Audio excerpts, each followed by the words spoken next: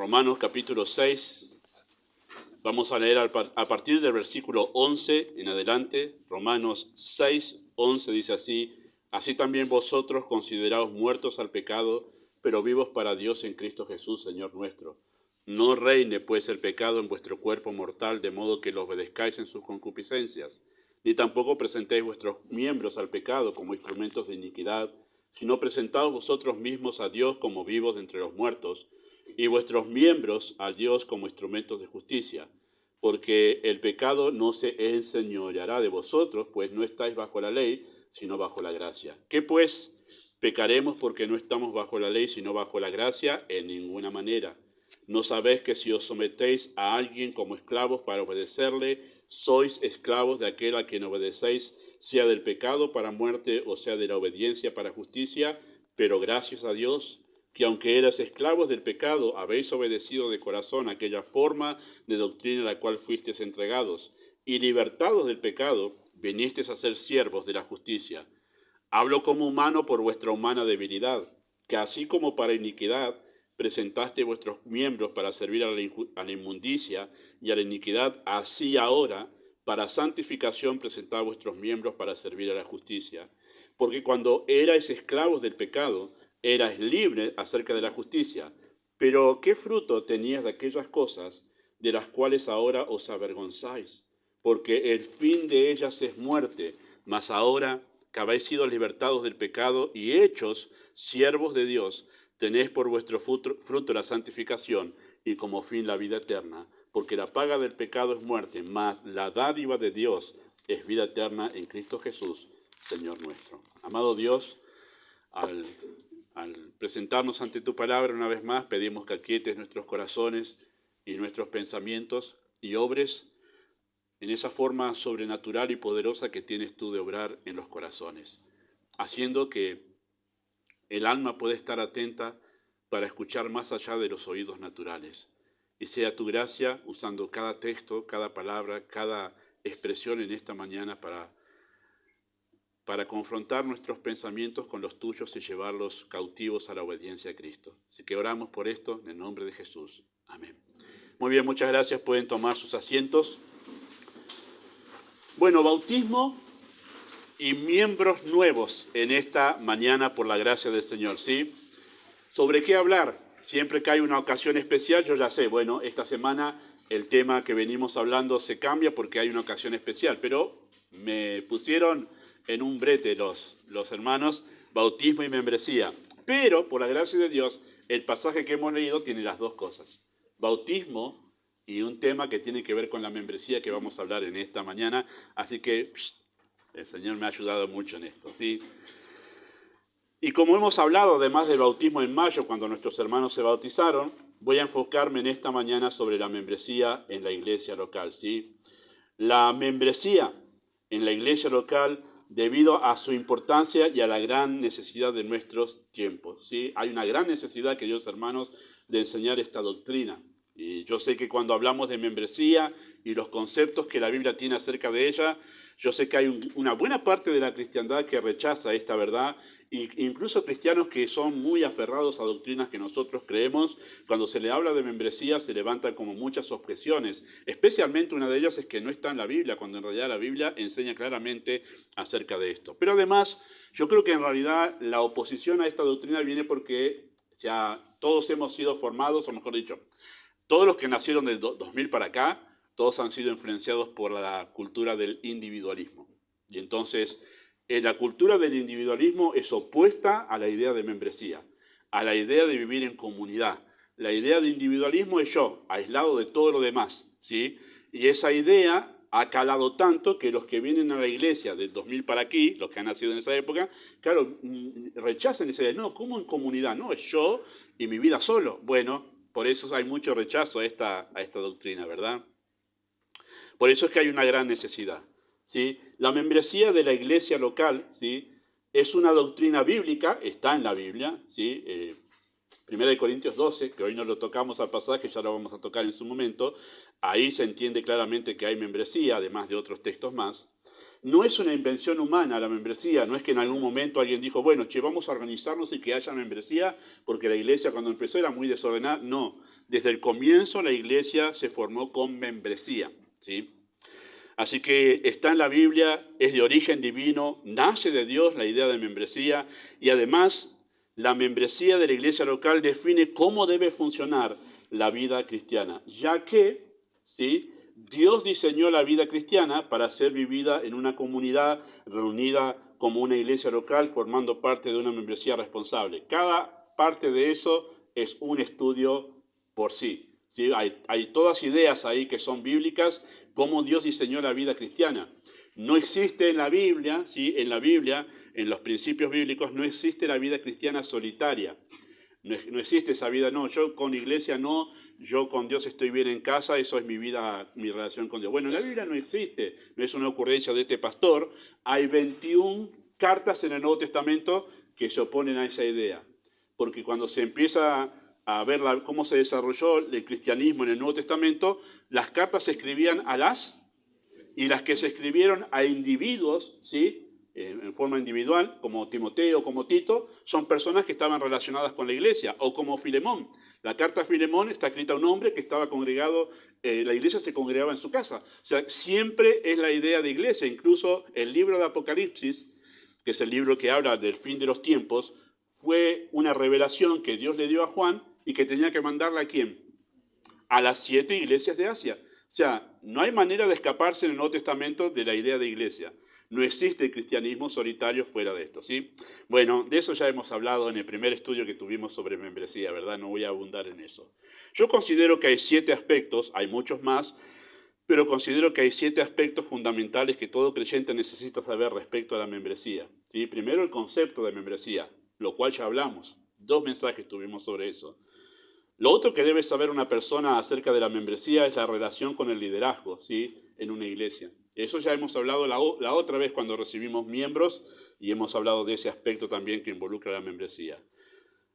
También hablar del servicio responsable, que vamos a empezar a hablar hoy, vamos a dedicarle 2 estudios y por la gracia de Dios, si el Señor así lo permite, este año tendremos otra vez recepción de miembros aquí. Así que me viene la ventaja de que el tema no va a ser muy salteado, ¿sí? También el discipulado bíblico. En ese momento, cuando recibamos miembros otra vez, vamos a hablar de lo que la Biblia habla del discipulado. Algo que me he dado la necesidad de hablar, porque creo que hay una buena parte de la cristiandad que no entiende lo que es ser discipulado. Y hay muchos piensan que es hacer un curso, que el pastor vaya a casa a hacer un curso. Bueno, no está mal hacer eso, pero eso no es el discipulado que se ve en la Biblia y me gustaría verlo en ese momento. La disciplina correctiva y restauradora que identifica a una iglesia sana, ¿sí? El evangelismo dependiente del poder del Espíritu y la adoración con orden. Esos son 7 aspectos, no solo que un creyente debe saber acerca de su responsabilidad como miembro de una iglesia local, sino que hacen una iglesia sana. Si usted dice, bueno, quiero buscar una iglesia donde congregarme, bíblicamente usted va a tener que buscar, si quiere hacerlo bíblicamente, una iglesia que tenga un fuerte énfasis en estos aspectos, ¿sí? Que entienda la membresía, el concepto bíblico, cuál es la relación del creyente con el liderazgo, cómo es el servicio responsable, el discipulado bíblico y las cosas que hemos mencionado, ¿sí? Bueno, hoy vamos a hablar en esta mañana, con la ayuda del Señor, acerca del servicio cristiano, ¿sí? El servicio cristiano. Y decir esto, ¿sí?, al hablar de servicio cristiano, que ser parte o miembro de una iglesia local implica ofrecer responsablemente los dones al servicio de la congregación, ¿sí? Una membresía bíblica ofrece un servicio responsable. Esa palabra es la que vamos a acentuar no hoy, sino el próximo estudio. En realidad el próximo estudio era el que quería dar hoy. Y cuando empecé a estudiar dije, no puedo dar ese sin dar el que vamos a dar hoy, ¿sí? Pero esta es la base para el próximo, ¿sí? Así que vamos a exponer el tema respondiendo dos preguntas. ¿Por qué y cómo? Y hoy vamos a responder la primera, el por qué, ¿sí? O sea, ¿por qué el creyente debe ofrecer sus dones responsablemente al servicio de la iglesia local? Y usted dice, bueno, pero eso, usted no está descubriendo la pólvora, pastor, con eso. Sí, pero abundan en las iglesias los creyentes, o los que profesan ser creyentes, que toco y me voy, ¿no? O sea, yo escucho, después me voy, listo, no me pidan más. Bueno, vamos a ver hoy que eso no coincide con la declaración de fe de una persona que dice haberse arrepentido de sus pecados y haber puesto su fe en Cristo, ¿verdad? Vamos a responder esa pregunta. ¿Por qué? ¿Por qué el creyente debe ofrecer sus dones responsablemente al servicio de la iglesia? Bueno, a la luz del pasaje que acabamos de leer, que no lo vamos a exponer todo, vamos a hacer un acento en 2 textos allí, ¿sí? Respondemos esto. Esta es la respuesta del por qué. Bueno, porque todo creyente es un siervo de Dios. Todo creyente, en forma absoluta, es un siervo de Dios. Nos hemos acostumbrado nosotros a llamar siervo a los pastores, ¿no? Se le ha dado como ya un título, ya no es siervo en el sentido bíblico, sino como ponerse una chapa, el siervo de Dios, ¿no? O no toques al siervo de Dios, ¿no? En algunos lugares se habla así, como que son personas intocables los pastores. Y eso no es nada bíblico, queridos hermanos, ¿verdad? Bueno, nos hemos acostumbrado a llamar siervos a los pastores o incluso a algunos creyentes que tienen algún servicio especial en la iglesia, pero la Biblia nos enseña que todos los que son salvados por la fe en Cristo, todos, absolutamente todos, sean grandes, sean pequeños, sean de mediana edad, todos son siervos. ¿Y el siervo en qué se ocupa? En servir. Y ahí está la respuesta concisa, y yo podría dejar esto aquí y me voy. Pero tengo que explicar esto, porque el texto nos explica esto, ¿verdad? Noten lo que dice ahí Romanos capítulo 6, versículo 22. Romanos 6, 22. Mas ahora que son salvos, ¿no? Que habéis sido libertados del pecado y hechos, ¿qué cosa? Siervos de Dios. Y noten lo que dice versículo 18, una vez más. Libertados del pecado, vinisteis a ser, esos fueron hechos, siervos de la justicia. Ustedes fueron hechos siervos, dice el texto allí claramente, ¿sí? Bueno, ¿cuándo fuimos hechos siervos? ¿A qué momento? ¿En qué momento pasó eso? Bueno, Pablo responde en ese texto, libertados del pecado, vinisteis a ser siervos. Así que fuimos hechos siervos en el momento en que fuimos libertados del pecado, ¿sí? En ese momento. ¿Y cuándo fuimos libertados del pecado? Bueno, noten allí capítulo 6, versículo 3. Capítulo 6, versículo 3. Dice, ¿o no sabéis que todos los que hemos sido bautizados en Cristo Jesús, hemos sido bautizados en su muerte? Porque somos sepultados juntamente con Él para muerte por el bautismo, a fin de que como Cristo resucitó de los muertos para la gloria del Padre, así también nosotros andemos en nueva vida. Porque fuimos plantados juntamente con Él en la semejanza de su muerte, así también lo seremos en la de su resurrección. Versículo 6. Sabiendo esto, que nuestro viejo hombre fue crucificado juntamente con Él, para que el cuerpo del pecado sea destruido, a fin de que no sirvamos más al pecado. Y ahí cambiamos de dueño. No es que antes éramos libres. Antes éramos esclavos. ¿Esclavos de qué? De nuestro pecado. Ahora cambiamos. Una vez que fuimos libertados de nuestro amo antiguo, que es el pecado, que nos llevaba a la muerte, ahora pasamos a ser de otro amo, que es el Señor, y es una esclavitud para vida. Sí, así que ¿cuándo fuimos libertados del pecado? Cuando fuimos bautizados en Cristo. Cuando fuimos bautizados en Cristo. Pero, no se confunda, no es este bautismo. No es el que hizo hoy María. No es ese. El texto no está hablando de ese bautismo, ¿sí? Habla del bautismo justamente que es en Cristo. No dice el bautismo en agua, sino en Cristo, ¿sí? Esta es la representación de ese bautismo que es en Cristo, ¿sí? Es el bautismo espiritual, el que realiza el Espíritu Santo al momento en que una persona, escuchando el Evangelio, responde en arrepentimiento y fe. En ese momento es sumergido, porque esa es la palabra bautizar, es sumergido en el cuerpo de Cristo y es salvado. Así que nosotros podemos decir claramente que realmente uno es hecho siervo de Dios en el momento en que ha sido salvado. No tiene que hacer un curso para ser siervo. Usted ya es siervo desde el momento en que ha sido salvado, o sierva en el caso de las mujeres, ¿verdad? En ese momento se produce una transformación sobrenatural en la vida de la persona, en la que muere el pecado y comienza una nueva vida para Dios, ¿sí? Pablo hace la conclusión de todo eso que dice versículo 1 hasta el 10 en el versículo 11. Después de haber explicado por qué nosotros morimos al pecado, llega a esta conclusión en versículo 11. Dice, así también vosotros, considerados muertos al pecado, pero vivos para Dios en Cristo Jesús, Señor nuestro. ¿Sí? Ahí está lo que es la transformación interior que sucede dentro de una persona. Muere al pecado y comienza esa nueva vida para Dios. O sea, le es dada a la persona un principio, un poder interior que es mucho más poderoso que el poder del pecado. Las personas llegan a un momento en sus vidas que tienen conciencia de pecado y sufren porque no lo pueden dejar. Empiezan a entender el grave pecado que están cometiendo y se angustian, y es lo que sucede en realidad cuando una persona tiene convicción de pecado, no lo puedo dejar. ¿Y qué hace el Espíritu de Dios? Lo lleva a mirar un poder superior. Se da cuenta que no puede dejarlo y le da un poder superior. Ese poder superior se llama principio de vida.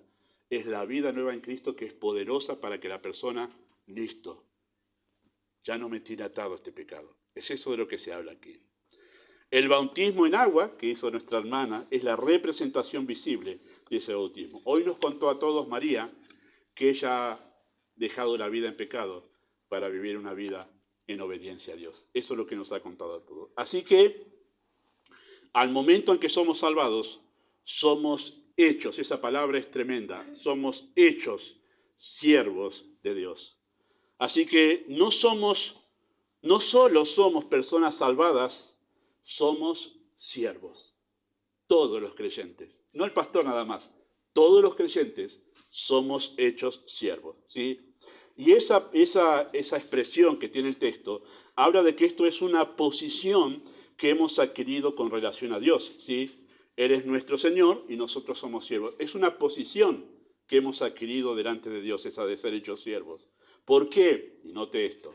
Así como fuimos hechos hijos de Dios, así como fuimos hechos santos, así como fuimos hechos ciudadanos del cielo, así como fuimos hechos miembros del cuerpo de Cristo, así como fuimos hechos reyes y sacerdotes, así como fuimos hechos justos, así como fuimos hechos herederos, así como fuimos hechos templo de Dios en el momento que fuimos salvados, así también fuimos hechos siervos. Es una posición que tenemos delante de Dios en el momento de la salvación. O sea, ofrecemos responsablemente nuestros dones en servicio a la iglesia, no porque hay necesidad. El servicio no nace de la necesidad, hermanos. Este es un gran problema que se ha implantado en el siglo pasado en las iglesias, de ver el servicio como una manera de suplir necesidades. Está equivocado eso. Empezó mal, no agarró la punta del ovillo. Agarró el ovillo y se olvidó que la punta está más atrás. El servicio no empieza con la necesidad. El servicio empieza por una condición que hemos adquirido en el momento que hemos sido salvados, ¿sí? Por eso ofrecemos nuestros dones en servicio a la iglesia, no porque hay necesidad, sino porque fuimos hechos para servir. Esa es la nueva creación en Cristo. Fuimos hechos siervos y por eso hemos sido hechos para servir. Eso significa que es parte de nuestra nueva naturaleza en Cristo. Ser siervos, adoptar esa posición y además adoptar esa actitud y esa predisposición, es porque hemos sido hechos así en el momento que fuimos salvados. Por lo cual, servir, ¿sí?, de la manera que vamos a mencionarlo hoy, es lo más coherente con lo que nosotros somos en Cristo. Es lo más coherente. ¿Sos salvo? Lo más coherente es que vos tengas la actitud y la disposición de un siervo.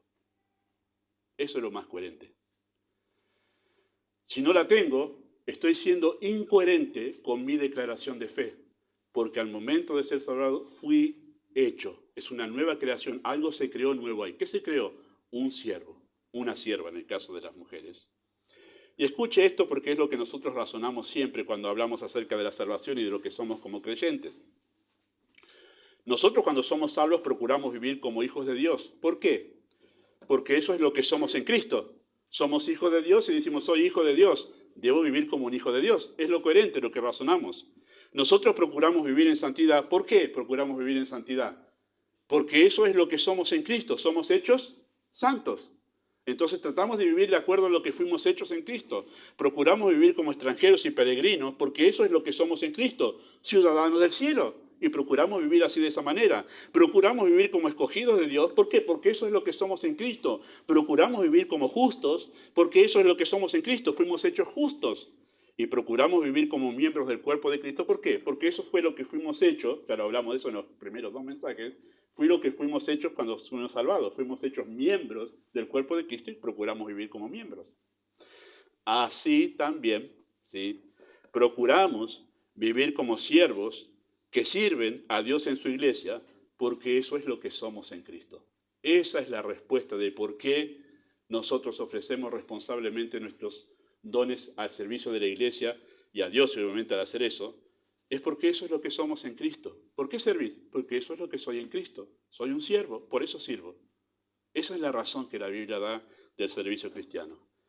Y esa expresión, fuimos hechos, ¿sí? Fuimos hechos siervos de Dios, no solo se refiere a una posición, sino también a una condición, ¿sí? A una condición. ¿Qué condición? Condición de naturaleza. Estamos condicionados por una naturaleza que hemos recibido, ¿sí? Así como nosotros estamos condicionados por nuestra naturaleza humana a actuar como humanos, ¿sí? Así también estamos condicionados por esa nueva naturaleza en Cristo, que es la naturaleza de un siervo. Nos condiciona a nosotros a actuar de determinada manera, ¿sí? Así que el servicio nace de nuestra condición de siervos, y de nuestra condición de siervos nace de la vida que hemos recibido de Dios en la salvación, ¿sí? Esa condición viene allí. Por lo cual, ser siervos está en el ADN del creyente. Está en su sangre espiritual, podemos decirlo. Está en nuestro ADN. ¿Por qué el creyente quiere servir? Porque está en su ADN. Es imposible que busque otra cosa. Porque en su ADN espiritual está eso. Esa es la naturaleza que ha recibido de Dios. La naturaleza del carácter de Cristo. Y el carácter de Cristo se evidencia por su carácter de siervo, ¿verdad? Cuando Cristo se humanó, cuando Dios tomó forma humana en Cristo, Él modeló Cristo estando aquí al ser humano perfecto, ¿sí? Porque Él no tenía pecado. Un ser humano perfecto es un ser humano sin pecado. Y ese fue Cristo. ¿Y qué fue lo que se vio qué se ve cuando el ser humano ya está sin pecado? ¿No? ¿Ha pensado eso? ¿Qué será mi vida? ¿Cómo seré yo sin pecado? Sin que haya pecado dentro de mí. Bueno, ahí lo tenemos a Cristo. Él modeló eso. ¿Qué sería un ser humano sin Cristo? ¿Y qué fue lo que vimos en Cristo cuando Él modeló al ser humano perfecto? Bueno, Él modeló el carácter ideal, que es el carácter de un siervo. Si usted veía a Cristo, el hombre perfecto, usted simplemente lo que veía era un siervo. Ese es el ser humano sin pecado. Se vuelve siervo. Eso es lo que la Biblia enseña. ¿Dónde dice esto? Filipenses capítulo 2, 5 al 8 que tienen el texto aquí. Dice Pablo a los filipenses: haya pues en vosotros este sentir que hubo también en Cristo Jesús, esta manera de pensar, el cual, Cristo, siendo en forma de Dios, no estimó el ser igual a Dios como cosa que aferrarse, sino que se despojó a sí mismo, ahí habla del momento de la encarnación, tomando forma de siervo, ¿sí? Hecho semejante a los hombres, o sea, se humanó, y cuando se humanó vimos al hombre perfecto, y lo que vimos fue un siervo. Hecho semejante, tomó la forma de siervo. Cuando se hizo hombre, tomó forma de siervo. ¡Wow! Esa es la perfección humana, hecho siervo, ¿sí? Y el verso 8 dice que estando en la condición de hombre, estando viviendo como un ser humano como nosotros, pero sin pecado, se humilló a sí mismo, que es lo que hace un siervo, haciéndose obediente hasta la muerte, que es lo que hace un siervo, y muerte de cruz. Ahí está el ser humano perfecto. ¿Cuál es la actitud? Un siervo. Él lo modeló y nos mostró lo que es la perfección. Dice que estando en esa condición de hombre nos mostró que la característica esencial de un siervo no es servir. Usted dice, ¿cuál es la característica de un siervo? ¿Está sirviendo? No. Eso es lo segundo. ¿Cuál es lo primero? Obediencia. La característica de un siervo es obediencia. Porque la palabra que se usa acá, que la vamos a ver en un momento nomás, refería a una cultura donde el siervo estaba listo a lo que su amo le pedía. Y el siervo no decía, no, pará, lo que me estás pidiendo, ¿lo pensaste bien? No, el siervo no decía nada. El siervo obedecía. Y eso fue la forma que tomó Cristo. El siervo obediente y obediente hasta la muerte y muerte de cruz. No objetó en ningún momento nada Cristo cuando tomó forma de siervo. Aún en el camino de la copa amarga que él tomó en el servicio a su Padre como siendo un siervo de Dios, ¿no? Sí, así que el servicio, queridos hermanos, y aquí viene el concepto que es la base para lo que vamos a ver después. El servicio es más que hacer cosas. El servicio es más que hacer cosas o suplir necesidades o tener una función u ocupar un lugar. Es más que eso el servicio. Las iglesias suelen pasar estas intenciones muchas veces. Desde que llegué a esta iglesia, que eran 17 personas, cada vez que venía alguien que me visitaba, que venía de otra iglesia que me conocía, decía, no, en la Bayora hay mucha necesidad. Y en algunos casos, no todos, pero en algunos casos era la búsqueda de un lugar, hermanos. Y yo lo podía percibir. Eso es una tentación muy común, buscar un lugar en el servicio, ¿sí? O pensar que hay necesidad, que por eso adoptamos la disposición a servir, o una función. Bueno, es mucho más que eso, es mucho más que eso. El servicio es una de las evidencias de que somos salvos y de que Cristo vive dentro nuestro, evidenciando ese carácter sumiso y obediente. ¿Ha pensado que alguna vez que eso es una evidencia de salvación? Nosotros no lo pensamos de esa manera. Pero si eso viene con nuestra naturaleza en Cristo, entonces quiere decir que eso es una de las evidencias de que somos salvos. Ojo, aclaro, no somos salvos por servir, no. No es que sirviendo nos vamos construyendo un lugarcito en el cielo, no. Servimos porque somos salvos. Eso es la evidencia de otra cosa, de haber sido salvado por la fe. Entonces el servicio, de acuerdo al carácter de Cristo, es una de las evidencias de salvación. Por eso es tan peligroso, hermanos, conceder lugares de servicio a personas que no son salvas o que, profesando ser creyentes, siembran serias dudas de serlo. Incluso nosotros podemos colaborar con eso, a confundir a esas personas, haciéndoles pensar que son algo que no son. Y hay que tener cuidado con eso en el servicio en la iglesia, especialmente cuando hablemos de los ministerios desde la membresía, ¿no? Por eso es importante recordar que el servicio no es la única evidencia de salvación. En algunos casos, y en algunos casos, acentúo, el servicio ha servido para ocultar la realidad de un alma sin Cristo. Especialmente, hermanos, en esa tendencia que hubo el siglo pasado de fogonear a los jóvenes que tienen que estar activos. ¿Por qué? Porque tienen tiempo, energía, vigor y todo lo demás. Dios no necesita de nada de eso para el servicio. Hemos pensado que sos joven, tenés tiempo, tenés vigor, tenés al servicio. No. ¿Desde cuándo Dios está precisando de la capacidad humana para hacer su obra? Hemos enfocado muy mal el servicio. La gente grande piensa, jóvenes, servicio. Y tú también. Dios ha usado muchas personas ancianas en la iglesia sirviéndole fielmente. Hemos visto eso, queridos hermanos, en el siglo pasado, y en no pocos grupos de jóvenes, esa intensa actividad a la que se los ha sometido ha servido para ocultar la realidad de que muchos de esos jóvenes no eran salvos. ¿Cuándo nos dimos cuenta de eso? Cuando le sacamos el servicio. Cuando ya no hay más nada que hacer en la iglesia, sino venir a adorar y a ser enseñados por la palabra de Dios, nos damos cuenta que no había ninguna vida espiritual ahí. Porque no quieren ni sentarse a escuchar, no tienen relación con la Escritura, y menos con las cuestiones espirituales como vida de oración y todo lo demás. Pruebe si realmente si el servicio frenético de alguien es nacido realmente del carácter de Cristo o realmente está ahí porque le gusta estar activo y ha utilizado el servicio para escapar de algo. En no pocos casos el servicio sirve para ocultar una realidad de un alma sin Cristo. Por eso es tan importante hablar del carácter del siervo antes que del servicio como actividad.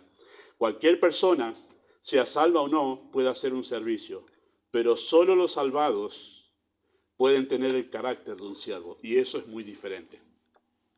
Cualquier persona puede servir acá, hermanos, si hacemos actividades para servir, sea creyente o no. Hay muchas personas muy diligentes en este mundo, muchas personas bien dispuestas, pero eso no significa que sea salvado. Solo los salvados pueden tener el carácter de un siervo. Ser siervo no es un título que se obtiene al graduarse de algún instituto bíblico, no es un grado que ha alcanzado el pastor, ahí llegó ahí, es el siervo, o algún maestro de la iglesia. No nos equivoquemos con eso, queridos hermanos. Ser siervo es la condición de todo creyente y somos llamados a vivir de acuerdo a esa condición, ¿sí? Ahí está la respuesta a nuestra pregunta inicial acerca de por qué el creyente debe ofrecer sus dones de manera comprometida al servicio de la iglesia. Ahora, permítame terminar este estudio porque no estaría completo el estudio si yo no considero el significado de esa palabra siervo en nuestras Biblias. Porque no debería ser siervo. Alguien, por algunas razones que algunos han dado y que entiendo por qué, pero esa palabra no debería ser siervo en nuestras Biblias. ¿Qué palabra debería estar? Esclavo.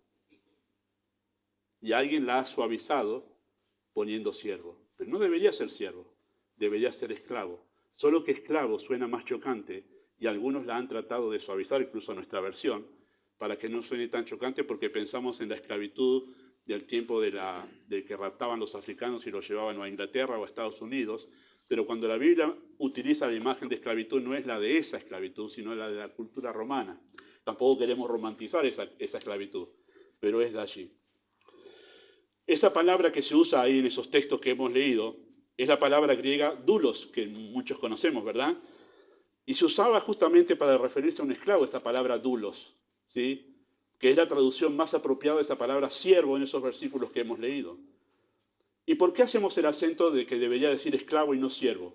Porque en la cultura griega donde fue esto escrito, había más palabras para referirse a un siervo que aparte de este texto, de esta palabra doulos. Y se podían utilizar, y había una gran diferencia culturalmente entre una y la otra, ¿sí? Un siervo, no necesariamente en la cultura romana, era un esclavo. Y ahí viene el problema de utilizar esa palabra por su significado equivocado, ¿no? Un siervo no necesariamente era un esclavo. Por eso es importante que resaltemos que la palabra doulos solo se usaba en la cultura romana para referirse a un esclavo. Por ejemplo, se usaba la palabra diácono también, pero para hablar de otro tipo de sirviente, no de un esclavo. Acá es esclavo la palabra, y doulos solo se usaba para hablar de esclavos. Así que, cuando el texto dice que fuimos hechos siervos de Dios, en realidad la traducción más apropiada es que fuimos hechos esclavos de Dios. Qué duro, ¿no? Qué duro, ¿no? No fuimos hechos siervos, en realidad fuimos hechos esclavos de Dios.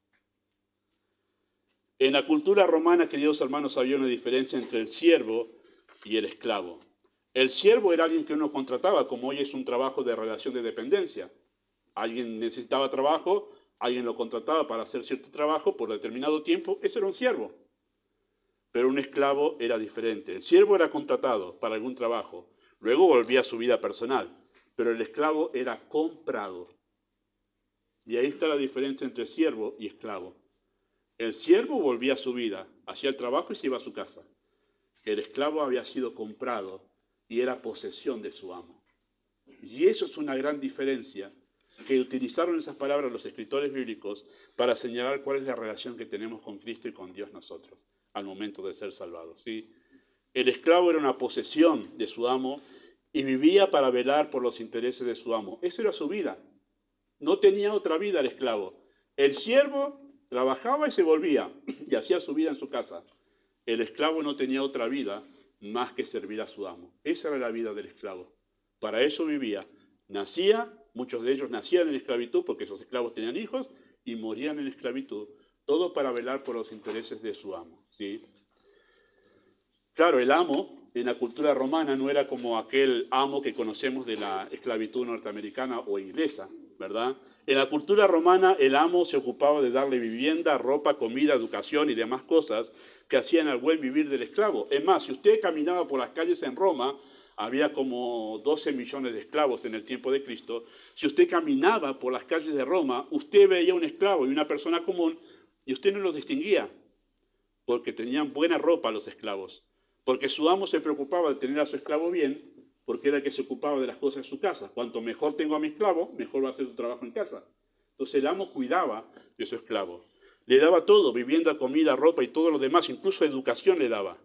Pero el esclavo se ocupaba de servirle nada más. Y el amo se ocupaba de todo lo demás que precisaba su esclavo, ¿verdad? Esa palabra doulos se refería a esa persona que había perdido la potestad sobre su propia vida y sobre su propia voluntad. El esclavo no tenía derechos en la ley romana, ¿sí? Estaba atado a la voluntad de su amo. Y ahora no es que los escritores bíblicos están apoyando esa idea de esclavitud en esa cultura, pero están usando eso para decir, esta es la relación que tenemos ahora con el Señor. No es siervo, no se equivoquen, somos su posesión y nuestra tarea es vivir para sus intereses. Y Él, como un buen amo, se ocupa de todo lo demás nuestro.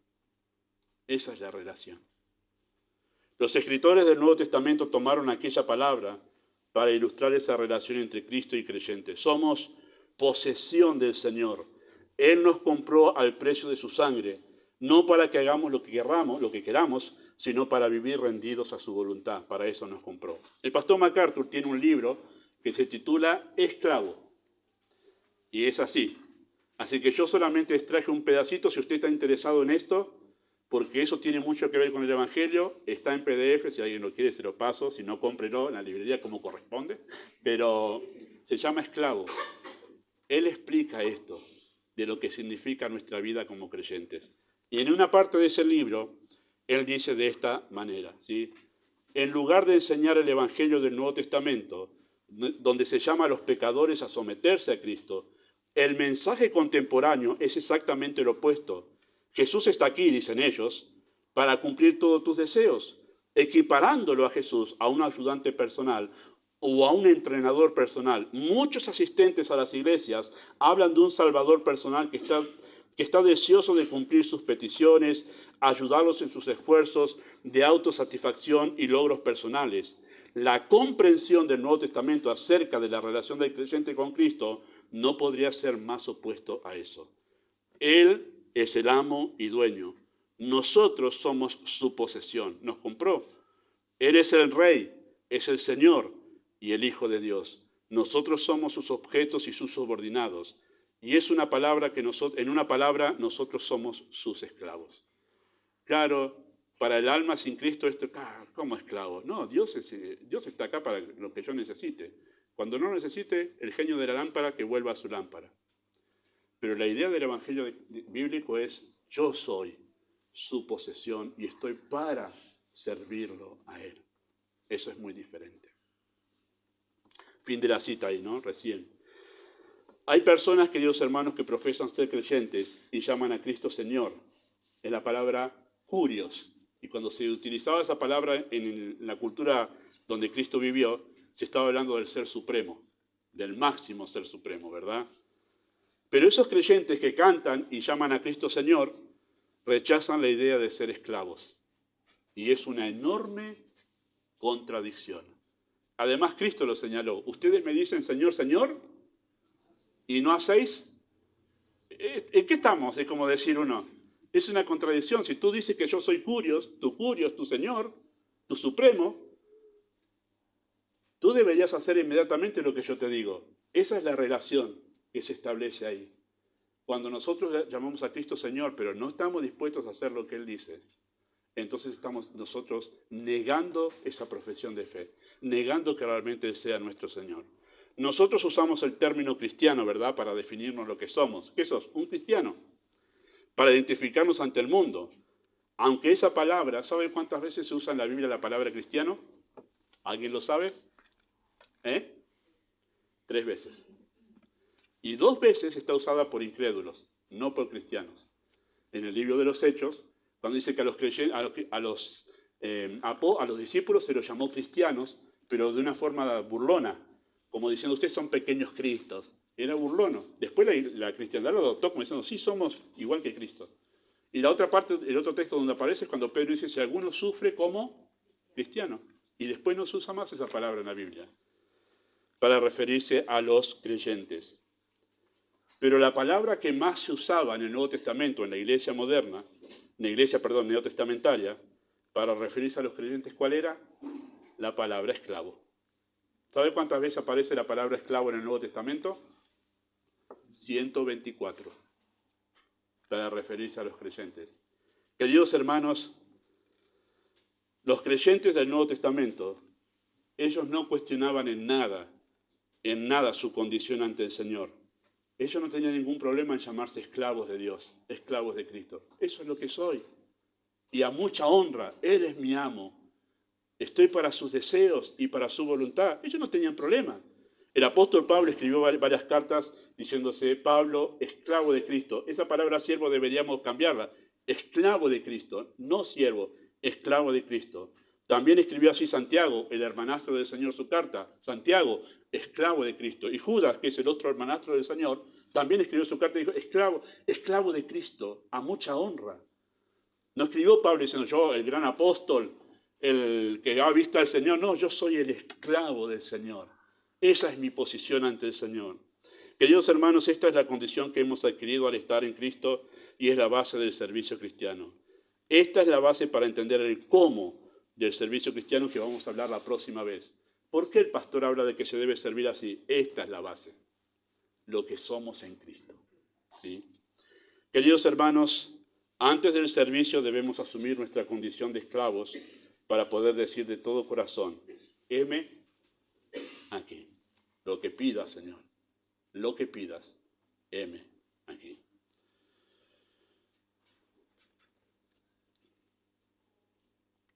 Para eso debemos resolver el gran dilema de todo creyente y de toda persona. Dejar de hacer lo que nosotros queremos hacer para empezar a hacer lo que Dios quiere. El punto de inflexión en toda vida es esta. Esto es lo que quiero, Señor. Y llega al punto a entender lo que Cristo dijo en el huerto de Getsemaní. No lo que yo quiero, sino lo que tú quieres, Señor. Ese es el espíritu y el carácter de un siervo de Dios. No lo que yo quiero, sino lo que tú quieres, Señor. Tu voluntad es mi prioridad, no la mía. Voy a usar en palabras modernas. Señor, muero a mis sueños por tu voluntad. Eso es más valioso que mis sueños. Muero a ellos por tu voluntad. Ese es el espíritu de un siervo. Y eso cambia por completo la manera que una iglesia sirve a Dios. Sin buscar lugares, sin buscar usar el servicio como una pantalla para exhibirse, sin buscar reconocimiento, sino sirvo porque eso es lo que soy en relación a mi Señor, un siervo. Amado Dios, usa tu palabra en esta mañana para tratar con los corazones. Pedimos tu gracia obrando a través de lo que hemos dicho. Tú eres poderoso para hablar más allá de todo lo que hemos comentado. Confiamos en ti, salvando almas y llevando a los creyentes a la humillación ante Cristo. Y poder decir en sus corazones con sinceridad, heme aquí, Señor, hasta ahora viví para mí, ahora quiero vivir para ti, porque eso es lo que soy en Cristo. Pedimos tu bendición en nombre de Jesús. Amén. Vamos a terminar esta reunión cantando ahí en el